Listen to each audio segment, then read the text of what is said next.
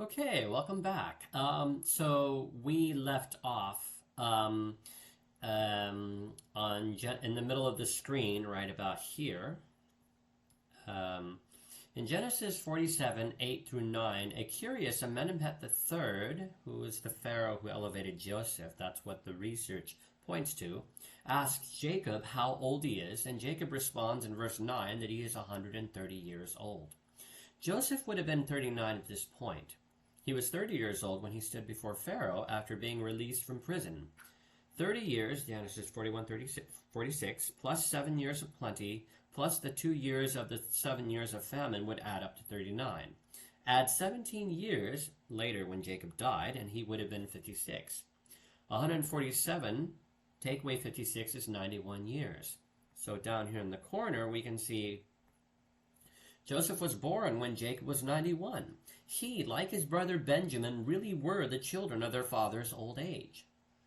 Let's go to the next one. Whoops. Oh, wrong button. It's still recording. Good. At 91, Jacob would have been 60 years younger than his father, which means that when Joseph was born, Isaac, his grandfather, would have been about 151. Isaac was born 25 years after Abraham had been to Egypt when he was 75. 25 years plus 151 years is 76 years.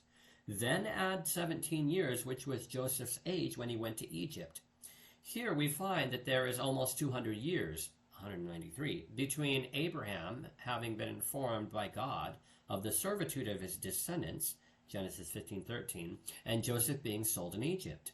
The length of time, I forgot to set my timer, but it's still going, so I stopped it at 4 minutes, and it's 7 minutes, so I suppose that I should go to 9 minutes then.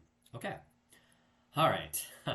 The length of time from Genesis 37, so we're starting here in the middle of the screen.